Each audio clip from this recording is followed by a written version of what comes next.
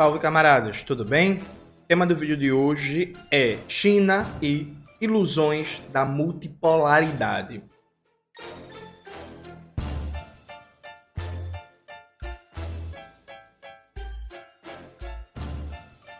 Antes de começar propriamente o tema do vídeo do canal, quero muito agradecer a você que ajuda a manter e melhorar nosso canal a partir do Apoia-se. Seu apoio é fundamental, indispensável para a gente continuar o nosso trabalho. Preferir o Pix está aparecendo aqui como QR Code na tela do vídeo. Além disso, nesse final de semana chegaram 10 mil novos inscritos aqui no nosso canal, no Farol Brasil, portal de esquerda, o portal de comunicação da classe trabalhadora brasileira. A vocês que chegaram agora, eu quero desejar as boas-vindas e dizer que a gente tem uma programação jornalística diária, de segunda a sexta-feira, que é a melhor do Brasil. Você acompanha programas ao vivo pela manhã, comandado por Mauro Lopes, pela noite, comandado por Thalita Sotero e Leandro Fortes, e à tarde tem vários programas, como Dialética do Pop, do Aribaldo Maia, o Guerra e Política, do Euclides Vasconcelos, o Vozes Livres, tem o Entre Linhas, que vai ao ar no final de semana, tem a nossa parceria com a Estrela Vermelha, que inclusive soltou episódio novo recentemente. Tem um programa também do Chavoso da USP, Tiago Torres, que vai ao ar toda quarta-feira às 3h30. Enfim, uma programação variada, uma programação de qualidade. Seja muito bem-vindo, bem-vinda ao Farol Brasil. Camaradas, note, no nosso século XXI, um dos grandes temas que estão colocados na conjuntura é o debate sobre a China. A China é um dos grandes desafios teóricos e políticos do século XX século XXI, aliás, a nível de entendimento da realidade. Veja, tem uma famosa frase do comunista italiano Palmiro Togliatti, ele fala que quem erra na análise, erra na ação. A gente precisa ter um debate muito preciso, teoricamente, sobre o que é a China. Esse debate, me parece, ele tem 3 vetores principais. Primeiro vetor, a relação China e Brasil, o que é que significa do ponto de vista da divisão internacional do trabalho, da compreensão do sistema imperialista global, a relação entre China e Brasil, a própria natureza da formação econômico-social chinesa, qual é o modo de produção dominante da China, em linguagem mais simples, se a China é um país capitalista ou socialista, e em terceiro lugar, a dinâmica de ascensão chinesa em termos econômicos, tecnológicos, geopolíticos, militares e por aí vai. Aqui no canal, a gente tem se dedicado a falar muito mais sobre o papel da relação China e Brasil, em que a gente classifica de maneira muito aberta como uma relação centro-periferia. Claro, a China não pratica neocolonialismo, a China não faz ameaças militares, a China, até onde a gente saiba, não tem atuação de espionagem, de contra-inteligência no Brasil, etc, etc. Dito isso, do ponto de vista econômico, uma relação clássica centro-periferia. O Brasil produz e exporta matérias-primas para a China e compra produtos industrializados do país asiático. Aliado a isso, do ponto de vista também da ascensão chinesa, a gente vem se dedicando muito a debater aqui no canal planejamento chinês, o Sistema Nacional de Inovação, a política econômica que escapou da armadilha neoliberal, por aí vai. O debate se a China é capitalista ou socialista, a gente está convencido que esse debate não é possível fazer ele com qualidade em vídeo. Esse debate é fundamental ir para o texto, dado que a capacidade de profundidade, de densidade que o texto dá, muito mais do que o vídeo. A despeito disso, a gente tem alguns vídeos no canal fazendo esse debate. Recentemente, há uns 4 semanas atrás, lancei um vídeo no canal, uma réplica ao companheiro Gustavo Machado, que a gente estava fazendo esse debate sobre a China, Inclusive, eu chamo o Gustavo Machado para a gente continuar esse debate em texto. Tá aparecendo aí o vídeo na tela. Sim, gente, o vídeo tem 5 horas e não deu para falar tudo. É porque é isso, O debate sobre a China é um debate muito amplo. Só que aqui eu quero falar algo diferente com vocês, que é o papel da China no mundo. Veja, ao meu ver, a gente tem 2 erros muito comuns sobre o papel da China no mundo e, de maneira geral, o papel dos próprios BRICS. O primeiro erro, a gente já debateu muito aqui no canal, que é um erro esquerdista, que é considerar que a China tem o mesmo papel ou até um papel pior que os Estados Unidos no mundo, meio que igualar o imperialismo estadunidense e um imperialismo chinês, dizer assim, ambos são iguais, são 2 imperialismos diferentes dividindo o mundo. E aí, veja, igualar o papel dos Estados Unidos e da China no mundo é um erro brutal e é um esquerdismo atroz, né? Inclusive, para mim está muito claro, esse é um dos erros que comete o companheiro Gustavo Machado, que a gente já debateu isso amplamente nesse vídeo que eu acabei de citar. Coloca aí na tela, Maxwell. Eu acho que eu demonstro de maneira cabal como, partindo da premissa que a China é igual ou pior aos Estados Unidos, o Gustavo Machado comete vários erros, inclusive trucida vários dados, né, para comprovar a tese dele. Veja, isso não sustenta, né? Não é a China que tem mais de 800 bases militares espalhadas pelo mundo. Não é a China que aplica sanções econômicas contra um quarto de todos os países do mundo, aliás, um terço de todos os países do mundo. Não é a China que, por exemplo, a recente visita que o presidente da África do Sul fez à Casa Branca, acho que todo mundo viu a notícia, o Trump foi lá e atacou o presidente da África do Sul, acusando falsamente o país de genocídio contra brancos, porque a África do Sul está passando por um processo de reforma agrária, né? Aumentou, inclusive, a luta popular pela terra no país. Então, assim, os Estados Unidos, eles funcionam como a grande arma global do capitalismo em defesa da contra-revolução e de manutenção do status quo. Assim, esse é o papel dos Estados Unidos no mundo. Então, comparar isso com o papel da China é um absurdo 100%. Isso não significa escolher imperialismo bom e imperialismo ruim. Isso significa só ter uma análise teórica científica precisa. Eu já recomendei esse texto aqui no canal, mas não custa recomendar mais uma vez, porque ele é muito bom. É um texto do Cláudio Katz, que foi traduzido no Brasil pelo Lavra Palavra em 2021, que é China tão distante do imperialismo quanto do sul global. O texto está aparecendo aí na tela. Coloca um tempo, Maxwell, para a galera gravar bem o título. Eu vou colocar esse texto na descrição do vídeo. O Cláudio Katz mostra que essa visão e que a China tem o mesmo papel que os Estados Unidos no mundo, que dá para igualar Estados Unidos e China, é um absurdo sem base na realidade e uma leitura esquerdista tosca.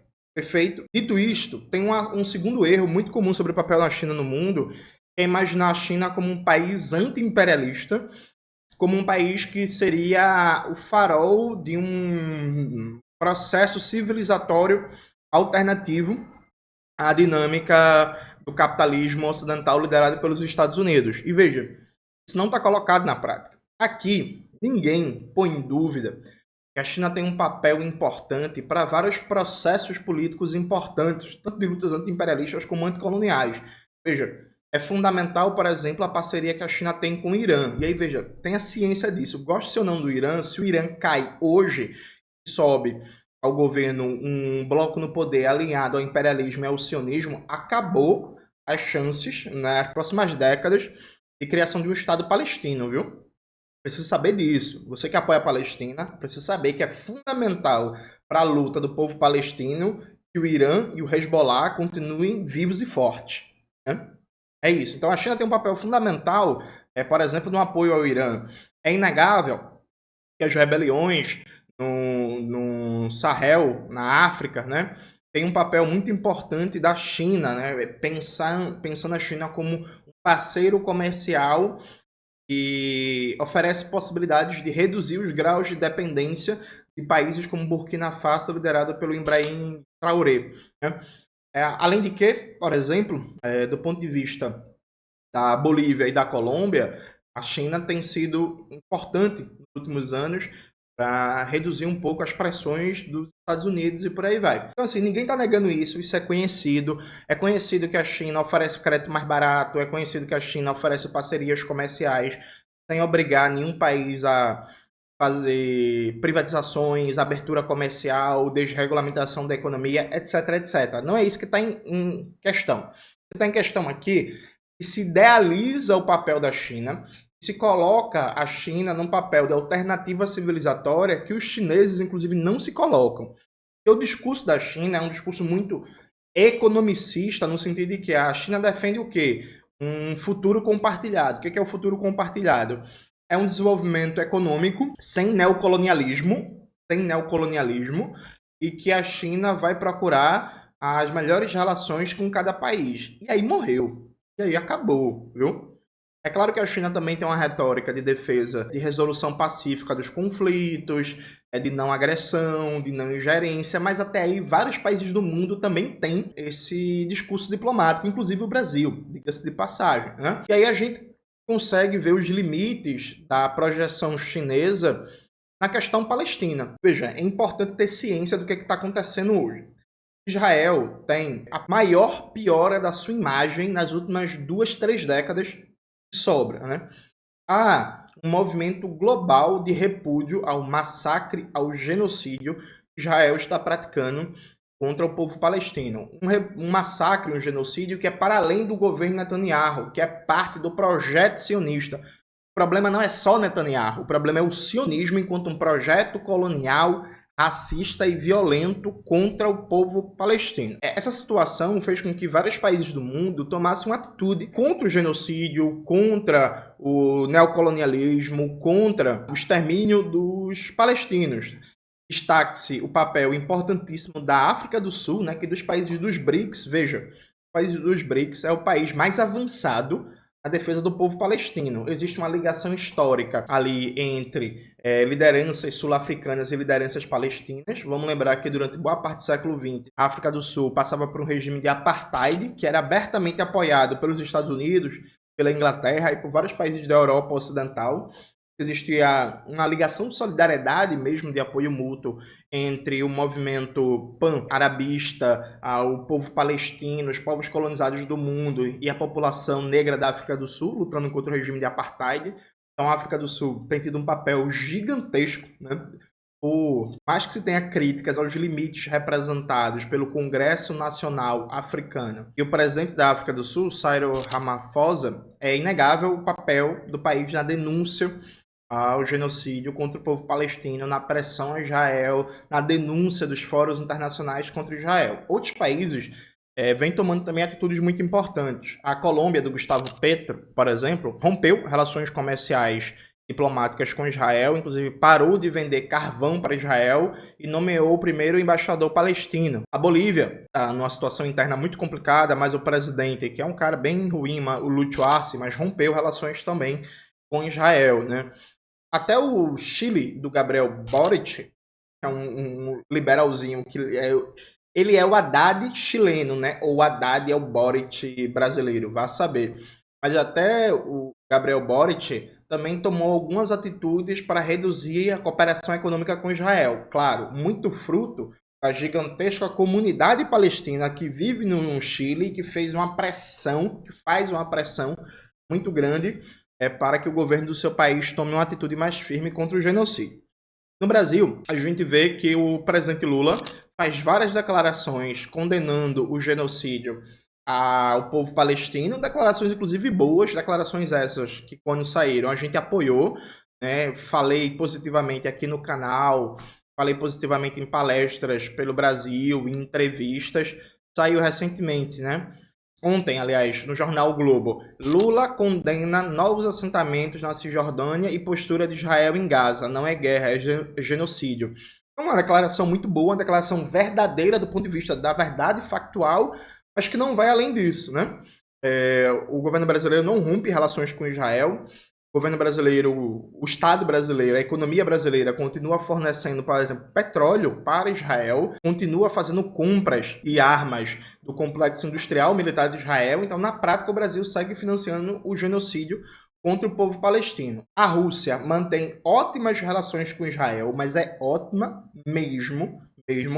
É uma relação, inclusive, comercial, econômica e de cooperação militar muito estreita, diga-se de passagem. E a China, gente, que é na prática o país mais importante dos BRICS, e eu diria mais, viu? Isso aqui pode parecer polêmico para algumas pessoas, mas para mim, do ponto de vista de redesenho da geografia econômica do mundo, a nova Rota da Seda é mais importante e efetiva do que os BRICS.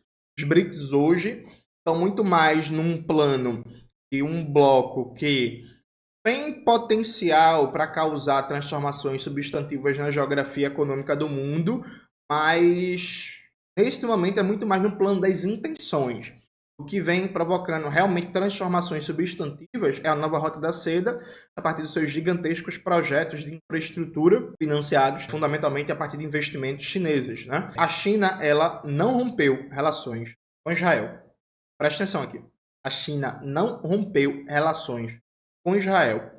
A China não depende da economia israelense, né? Comércio, as relações econômicas entre China e Israel é irrelevante para a China.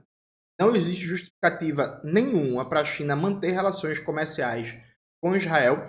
Inclusive, alguns companheiros que falam assim, a China não quer aumentar as tensões com os Estados Unidos. Isso não se justifica, né? A China fala em desdolarização, a China vem avançando na sua influência econômica no mundo, vem buscando atrair cada vez mais países para a nova Rota da Seda. Não é o rompimento das relações comerciais com Israel que vai provocar um problema com os Estados Unidos, porque a contradição entre China e Estados Unidos já está colocada. Então, assim, esse negócio... Não, a China ela precisa ter um baixo perfil, porque senão os Estados Unidos vão aumentar a pressão sobre Taiwan, né? Essa pressão já está crescendo. Não há uma justificativa plausível para dizer assim, se a China rompe relações com Israel, aí vai ser tudo diferente no mundo. Veja, não há justificativa. E não só a China mantém relações econômicas com Israel, como semana passada a gente viu essa imagem bizarra, Maxwell está colocando aí na tela para vocês, é o embaixador da China em Israel, que postou a seguinte imagem no seu Twitter. Em um mundo onde a resiliência econômica e a inovação importam mais do que nunca, construir parcerias significativas é fundamental. Tivemos uma troca produtiva com o ministro da Economia e Indústria de Israel. Expressamos expectativas compartilhadas para aprofundar a cooperação econômica e comercial entre China e Israel.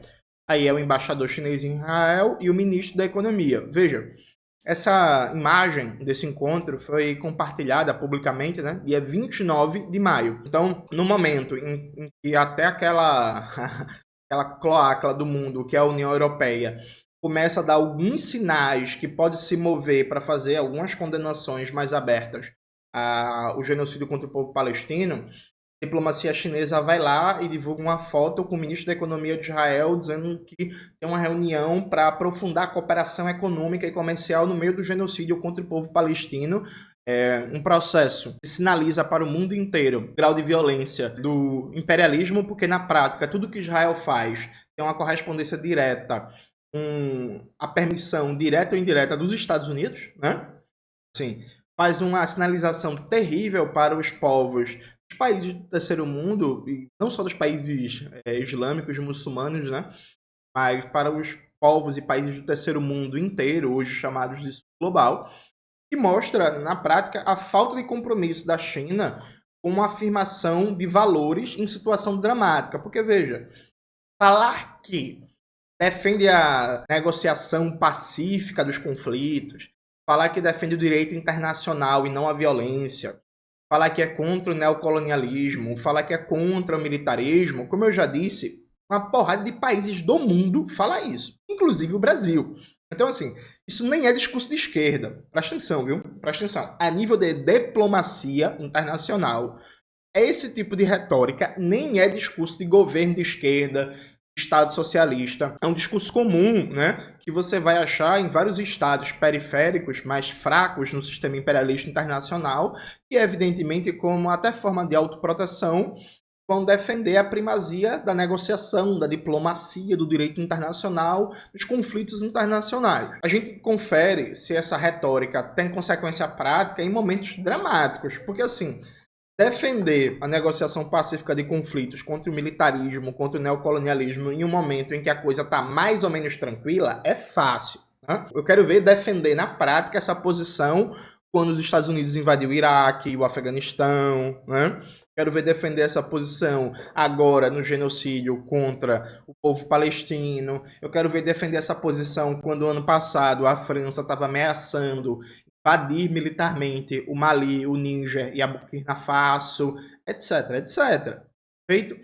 Então, concretamente, dos países dos BRICS, o menos importante, o menos relevante e o menos decisivo dos países fundadores, que é a África do Sul, é o único que toma medidas concretas em defesa do povo palestino. A Rússia é lamentável, E aí, lamentável, mas não surpreendente, né? Porque é isso, gente. Veja, o governo Putin é um governo conservador nacionalista de direita, viu? Já lancei um vídeo aqui no canal. A Rússia é anti-imperialista? Interrogação. A minha resposta é não. E lá tem uma explicação muito ampla de por que a Rússia não é um país anti-imperialista, embora tenha intensas contradições com os Estados Unidos, né? Então a posição da Rússia é lamentável, a posição do Brasil fica só um discurso, a posição da China também é lamentável. O episódio da semana passada é inaceitável sobre qualquer ponto de vista. Aí, a essa altura do campeonato, alguém vai dizer assim, mas Jones, a China tem um papel muito importante no apoio ao Irã. Sei disso, conheço a relação China-Irã com alguns detalhes, eu diria. A China tem um papel muito importante na reconstrução econômica de vários países do Oriente Médio destruídos pelos Estados Unidos, como o Iraque. Sei disso também. Veja, ninguém está dizendo que a pessoa, no caso o país, é 100% bom ou 100% mal. Citar o papel importante que a China tem no apoio ao Irã, na reconstrução de países do Oriente Médio destruídos pelos Estados Unidos e até, inclusive, em fóruns diplomáticos em que a China é mais resistente a políticas de condenação e ataque, por exemplo, ao Líbano, como forma de atingir o Hezbollah, não nega que, no caso concreto do genocídio contra o povo palestino, a posição da China é uma vergonha, inaceitável. E veja, não é uma vergonha nem sequer do ponto de vista marxista que a gente está falando. Um ponto de vista, presta atenção aqui, de um ponto de vista de esquerda, humanista, nacionalista, minimamente consequente, a posição da China seria uma vergonha, né? Porque, veja, não precisa ser marxista para condenar o genocídio. É claro que hoje, na situação que a gente vive, a gente vai esperar uma posição muito mais firme e decidida de marxistas, de comunistas e tal. Mas, sei lá, você pega historicamente um líder social-democrata avançado, é verdade, como o Olof Palme. Olof Palme foi contra o bloqueio e as pressões que os Estados Unidos instituíram contra Cuba após a Revolução Cubana. O Olof Palme era marxista? Não, era um social-democrata avançado, mas o que o Olof Palme entendia? Se a gente legitima os Estados Unidos aplicar bloqueio econômico contra Cuba, é contra Cuba hoje, só Deus sabe contra quem vai ser amanhã, né? Inclusive, essa é o perigo essencial da lógica do que seria uma exceção. Eu digo seria uma exceção do ponto de vista do direito internacional, mas não é exceção, é a prática histórica do imperialismo, né? Quando você legitima, quando você apoia, quando você silencia barbaridades como as praticadas pelos Estados Unidos e Israel contra o povo palestino, é contra o povo palestino hoje. Ninguém sabe contra quem será amanhã, né? Então, assim, eu acho que isso coloca em questão os limites que representa o tal do BRICS e essa dita articulação do sul global enquanto alternativa civilizatória, né? Acho que tem muita ilusão, tem muita gente projetando desejos. Veja, eu gostaria que a China tivesse um papel de internacionalismo proletário, né? Como teve Cuba no século XX e alguma dimensão ainda tem hoje, como, sem negar os erros, teve a União Soviética no século XX, etc, etc. Mas o fato concreto é que hoje a China não pratica internacionalismo proletário. Não há internacionalismo proletário nenhum na China. Se para mim é um erro cabal, assim, um erro crasso, você igualar o papel da China nos Estados Unidos, hoje, do mesmo jeito é um erro crasso, inaceitável, você olhar para a atuação da China e enxergar ali qualquer coisa próxima a internacionalismo proletário. A China, ela está preocupada basicamente com si, está preocupada basicamente com seus interesses, tem uma iniciativa internacional que ajuda a deslocar o eixo, a gravidade da economia global do polo atlantista, por assim dizer, liderado pelos Estados Unidos, mas ela não faz isso disputando outros valores de maneira profunda e, em momentos graves e urgentes da humanidade, se colocando de maneira firme, decidida e como vanguarda, por exemplo, em defesa do povo palestino. E aqui, para concluir, tem um ponto que eu acho muito importante. Alguns companheiros falam assim, Jones, mas nós devemos cobrar principalmente do nosso governo, do governo brasileiro, e a China é uma questão dos chineses. Gente, é lógico que a gente está no Brasil, a gente consegue fazer alguma pressão no governo brasileiro, a gente não vai conseguir fazer pressão no governo chinês. Eu venho aqui as entrevistas, nos debates pelo Brasil, nas atividades que eu participo como militante do PCBR, a gente vem contribuindo para fazer pressão no governo Lula para que ele rompa relações econômicas com Israel. Agora veja, neste momento, por exemplo, está uma pressão grande no México para que a Claudia Sheinbaum rompa relações econômicas com Israel, e me parece que esse debate vem crescendo no Brasil. O sionismo, ele tem muita força no Brasil e no México também. Para mim é muito difícil dizer se tem mais força no Brasil ou no México. Precisaria fazer um estudo muito mais aprofundado, assim. De maneira superficial, me parece que o sionismo é mais forte no Brasil. De maneira superficial, presta atenção, posso estar errado. Mas é fato inegável que há uma força do sionismo tanto no Brasil como no México. É um fato inegável também que teria consequências para o governo Lula, por exemplo, ou para o governo da Claudia Sheinbaum, romper relações econômicas com Israel, romper relações diplomáticas com Israel. Não seria um negócio que passaria sem consequências, sem retaliação. E mesmo assim, a gente defende que o governo Lula faça isso, porque isso é necessário, não só como imperativo moral, mas como imperativo também político, porra, de enfrentamento a aquela que é uma das mais explícitas barbáries praticada pelo eixo imperialista sionista no mundo de hoje. Perfeito? Eu tenho muita dificuldade de aceitar quem cobra que o governo Lula rompa relações econômicas com Israel, quem cobra que o governo da Claudia Sheinbaum rompa relações econômicas com Israel, quem aplaudiu que o governo Gustavo Petro na Colômbia rompeu relações econômicas com Israel, e a Colômbia é um país cercado de bases militares dos Estados Unidos. A Colômbia tem 8 bases militares dos Estados Unidos. A Colômbia tem paramilitares armados até os dentes, inclusive com amplas relações com o sionismo. O presidente Gustavo Petro rompeu relações diplomáticas com Israel. Então a gente cobra o Brasil, a gente cobra o México de romper relações econômicas e diplomáticas com Israel com razão. A gente parabeniza países muito mais fracos do ponto de vista econômico, diplomático, geopolítico, militar que a China, como Bolívia e Colômbia e África do Sul, por ter rompido relações econômicas e diplomáticas com Israel, correto também. Mas tem uma galera que passa pano para a China. Não, mas veja bem, é o estilo dos chineses. Que os chineses fazem tudo com calma, que eles estão pensando daqui a 50 anos, meu parceiro, com todo respeito, assim, foda-se, daqui a 50 anos, se continuar a coisa como tá, não vai ter mais palestino, não. Pelo menos não na região da terra deles, né? Vão estar espalhados pelo mundo em diáspora. Assim, não é aceitável que no meio de um genocídio se passe pano, se dê desculpinha para essa postura vergonhosa, o governo chinês. Assim, vergonhosa, inaceitável, no mínimo, ainda que não rompesse relações diplomáticas, era necessário congelar, paralisar todas as relações de cooperação comercial, tecnológica e acadêmica. No mínimo. Mesma coisa serve para o governo Lula. No mínimo. Mas o que se espera de um país que tem a força da China e que tem o controle interno do poder político, tal sorte que o sionismo não ameaça o país, né? O sionismo não tem posições de poder sólidas na China, é que a China rompesse relações diplomáticas com Israel e desse o exemplo para o mundo.